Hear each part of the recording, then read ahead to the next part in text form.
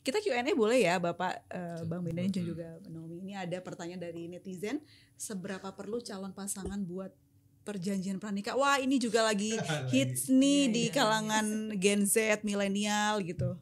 Gimana tuh Mbak Naomi, kayaknya bisa jawab ya? Perlu, menurut saya sebagai notaris perlu karena perjanjian notaris itu melindungi para masing-masing suami, walaupun suami dan istri gitu. Perjanjian pranikah itu kan misalnya suaminya terjadi sesuatu atau istrinya terjadi sesuatu, dengan ada perjanjian pranikah itu mereka bisa terlindungi gitu, mendapatkan kepastian hukum dengan adanya perjanjian pranikah. Sekarang juga perjanjian pranikah itu kalau dulu kan hanya bisa dibuat sebelum pernikahan, sekarang bisa dibuat sebelum, selama pernikahan, dan selama pernikahan itu berlangsung gitu. Jadi, baik. Kalau dari aturan sendiri Pak Henry, perjanjian pranikah ini kayaknya dulu tabu ya Pak ya, diutarakan atau dibicarakan di Indonesia begitu.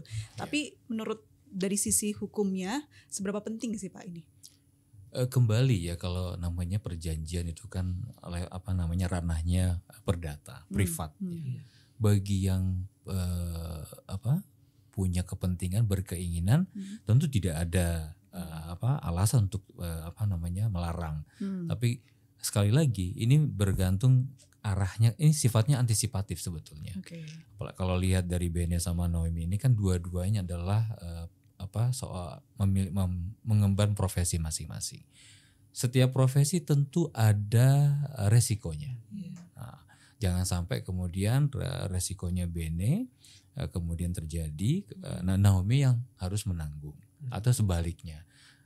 Sebetulnya perjanjian pernikahnya itu digunakan seperti itu agar ketika ada force major gitu ya Pak, kita ada satu hal yang sifatnya itu kemudian biasanya berkaitan dengan ganti rugi, kemudian uang.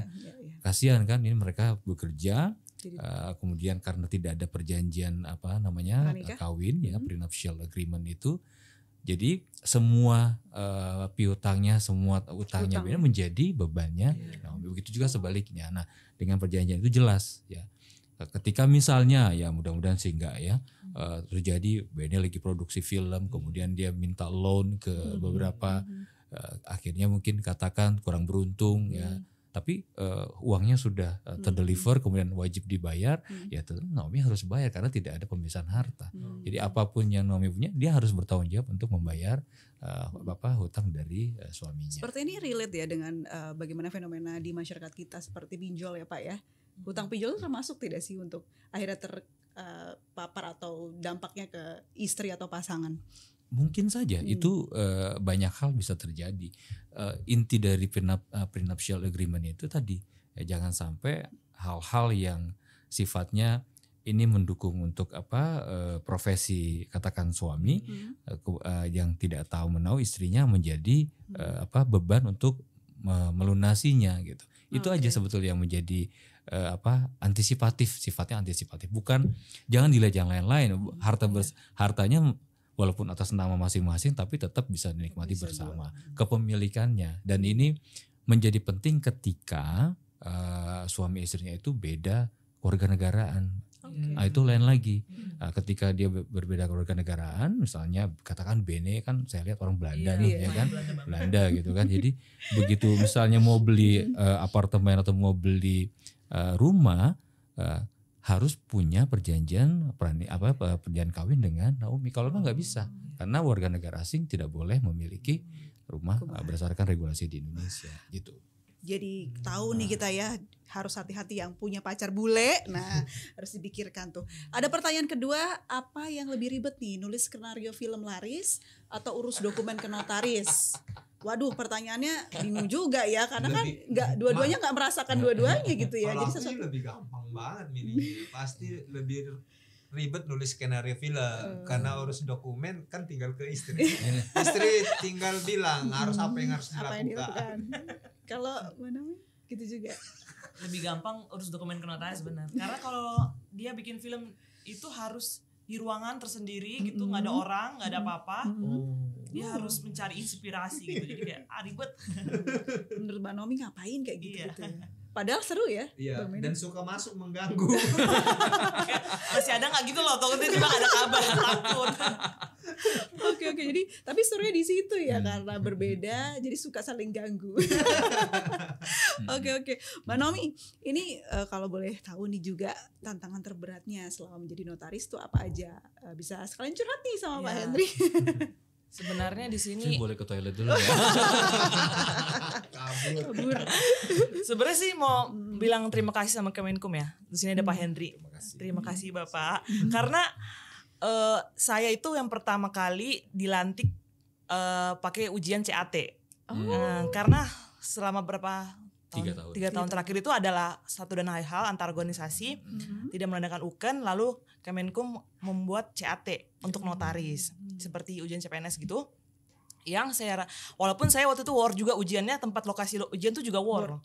Warnya saya dapat di Bengkulu. Saya naik pesawat untuk ujian. Betul, dia ujian ke Bengkulu sempat kita diskusi karena dia meninggalkan bayi yang masih Iya. sebulan. Betul. Sebulan. Jadi ceritanya itu saya baru melahirkan waktu itu Mbak. Tapi mau nggak mau ya, Nomi harus ke Bengkulu. Tapi bersyukur saya waktu itu ikut CAT karena begitu CAT ada, keluar hasilnya lulus, puji Tuhannya, terus langsung nggak lama setelah itu pengumuman wilayah, war wilayah, langsung dokumen segala macam langsung dilantik. Iya. 6 bulan lah kira-kira. Karena Saya ternyata bagus dia. iya. Melawan saya. Iya. Ada hasilnya ya. Kalau ternyata kalus, wah makin laporannya Fair susah itu nih. CAT fair karena langsung keluar hasilnya. Hasilnya. Di saat itu kita ujian langsung keluar. Jadi saya senangnya itu dari Kemenkumnya ujian Oke. CAT. Nah, saya mewakili keluh kesahnya pasangan berdua. Kenapa harus jauh, Pak? Lokasinya Oke. itu. Jadi CAT itu kan satu terobosan ketika itu ya, tahun 2023 sampai 2024 kalau saya nggak salah, satu terobosan. Ketika itu sebetulnya kan ini adalah domainnya organisasi. Ya, kita hanya terima sertifikat UKEN-nya aja, tapi ketika itu organisasi sedang dilanda kemelut, ya sehingga fungsi-fungsi organisasinya tidak jalan.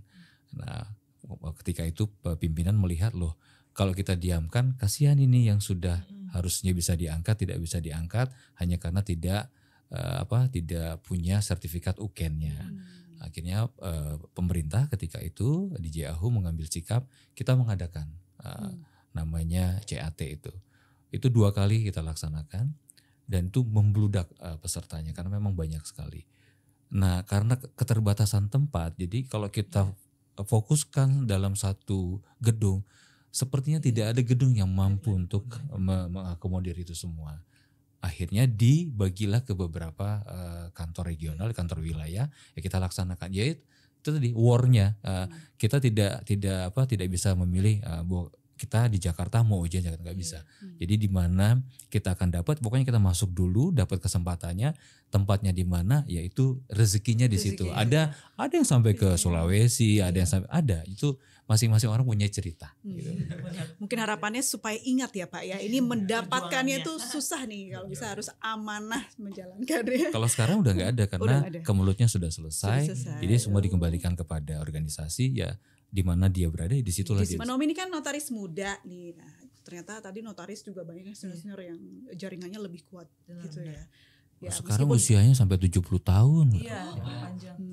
diperpanjang lagi ini kan makin bagaimana nih cara saya mendapatkan klien atau mendapatkan kepercayaan klien gitu. Mbak Nomi ada pendapat tidak, bukan untuk mempromosikan diri, mungkin mewakili benar-benar. notaris muda ya. Iya. Bagaimana supaya masyarakat punya pandangan? Kalau saya melihatnya sih mungkin pertama kita harus berbeda. Misalnya gini, kalau notaris lain mungkin bikin akta pendirian atau apa ya biasa gitu. Tapi kita harus mungkin lebih menguasai banyak skill atau pengetahuan hukum yang nggak biasa gitu, yang nggak semua orang bisa bikin akta yang unik, yang jarang gitu, yang kita bisa buat. Yang kedua, yang saya baru mau mulai juga mungkin bikin kayak bukan promosi tapi lebih ke kayak apa ya, konten. Karena kan Gen Z itu konten gitu lah, dari sosmed, bikin konten tentang pertanyaan, kita jawab secara hukum apa, kayak konten hukum gitu sih. Karena banyak menarik, kayak ada orang yang live, dia live kayak tanya jawab, itu sebenarnya nggak promosi, itu nggak promosi kan Mbak, tapi lebih kayak Lebih kepada edukasi. edukasi. Ya seperti itu mungkin sih Mbak. Kalau tadi kan kita juga singgung tentang AI ya Mbak ya, Iya. Nah, teknologi yang baru gitu. Takut gak sih kira-kira notaris ini teralihkan dengan AI gitu? Sebenarnya mungkin dalam beberapa faktor mungkin ada rasa takut ya, kayak bisa nggak digantikan dia bikin aktanya atau apa. Tapi kalau saya lihat sih notaris itu kan setiap case per case itu unik ya, jadi nggak bisa sama gitu. Misalnya yang datang ke kita klien A itu berbeda dengan yang B case-nya. Misalnya dia datang kemarin saya dapat tanda tangan jual beli saham gitu kan, istrinya istri kedua gitu. Jadi kita harus unik-unik gitu loh, ada 2 istri misalnya, yang satu lagi datang ada lagi kasusnya beda-beda, bisa waris atau apa. Jadi kalau di AI itu sebenarnya nggak bisa sih, menurut saya sih belum bisa untuk meneliti secara detail, terus secara apa ya bilangnya, secara moral ya, atau untuk kita bisa ketika menghadap klien untuk menghadap, kita bisa memastikan itu orang tersebut adalah yang memang ada orang yang punya kepentingan untuk tanda tangan atau untuk hadir di hadapan kita gitu. Kalau AI sih belum bisa sampai untuk meneliti itu. Karena feel-nya beda ya. Feel-nya beda. Kita sebagai notaris kan bisa lihat gitu lah. Walaupun kita nggak punya kewajiban untuk memeriksa secara material ya, hanya formal gitu. Kalau dari Kemenkum itu jadi ancaman serius tidak sih Pak tentang adanya pergeseran teknologi dan ada AI begitu untuk profesi notaris sendiri? Bisa dipastikan tidak ya. Karena di dalam undang-undang kita UJN ya, jabatan notaris, itu sudah jauh-jauh hari udah disebutkan nanti akan ada yang namanya cyber notary. Ya, sebenarnya kalimat yang tepat itu adalah e-notary. Jadi yang disampaikan Naomi tadi itu adalah penghadapannya. Penghadapannya bagaimana sekarang penghadapan yang saat ini seperti ini, ketemu langsung, kemudian kita bisa bertemu di dunia maya, tetapi itu menjadi kekuatan dari aktanya memiliki kekuatan yang sama kuat dengan apa yang dilakukan secara offline. Nah, itu namanya e-notary. Itu sudah ada. Ya, ini suatu kelaziman yang kita tidak bisa tolak. Nah, oleh karena itu Kementerian Hukum melalui DJAHU kita mencoba menggagas itu. Kita mulai dengan memberikan ID kepada masing-masing notaris, kemudian kita masukkan satu database, kemudian nanti kita bikin transaksinya melalui satu blockchain. Jadi Naomi ada di rumahnya, kliennya ada di mana segala macam, tinggal nanti kita lihat saja, kita verifikasi dulu. Misalnya penghadapnya adalah katakan Mbak Abril lah, itu langsung di scan KTP-nya, langsung dikirim kepada Dukcapil, nanti diberikan notifikasi benar, gitu. Tinggal lihat sama orang, oh ya benar, Naomi juga begitu. Nah, nanti semua proses transaksinya ada di blockchain itu. Jadi ketika ada hal yang katakan perlu dibuktikan, kita bisa cek lagi di sana. Kita telusuri ya riwayatnya, tanggal berapa siapa saja menghadap ada. Itu tantangan kita ke depan. Tapi ya negara lain sudah melakukan itu. Ya kita harusnya kita juga sudah mulai itu. Jadi ke depan itu yang kita akan bangun. Ya. Oke, baik. Nah, untuk menutup atau penghujung dari podcast kita, saya ingin Mbak Naomi juga Bang Benny menyampaikan isi hati ke masing-masing pasangan tentang profesi masing-masing. Mungkin ada yang ingin disampaikan, silakan. Ya, terima kasih sudah membantu perekonomian keluarga. Terima kasih juga sudah double job ya sebagai ibu dan triple malah ya sebagai notaris, ibu dan istri. Dan semoga apa yang direncanakan, diharapkan dan diinginkan sebagai notaris tercapai. Semoga amanah. Amin. Langgang terus ya. Pak Henry, terakhir boleh diberikan pesan mungkin kepada kedua orang ini, yang satu pasangan unik ya kita sebut ya, dan juga mungkin pesan kepada seluruh notaris mewakili Kemenkum. Silakan Pak. Terima kasih, ini poin pentingnya di sini. Teman-teman notaris dimanapun berada, khususnya Naomi, banyak hal-hal yang harus diperhatikan. Pertama, pahami kewenangannya dan pahami tanggung jawabnya. Terutama setiap bulan dari tanggal 1 sampai tanggal 5 jangan lupa ya kirim laporan ya berapa akta yang dibuat ya, supaya itu kalau nanti di sana ada salah satu aktanya adalah akta wasiat, supaya azas publisitasnya terpenuhi. Jadi dia mengikat kepada pihak lain. Yang paling penting lagi yang sekarang ini sangat relate adalah yang namanya prinsip mengenal pengguna jasa, PMBJ. Jadi ketika ada masyarakat datang ke kantornya Naomi, kemudian tiba-tiba saya mau jual beli saham, jumlahnya 3 miliar, saya bayarnya cash gitu. Nah itu sudah harus menjadi satu alert ya. Oh ini apa? Gitu. Karena Naomi sebagai notaris ini juga punya datanya dipegang oleh PPATK. Jadi kalau ketika ada transaksi itu kemudian Naomi tidak melaporkan, dia justru akan terkena. Jadi temuan ya, Pak ya?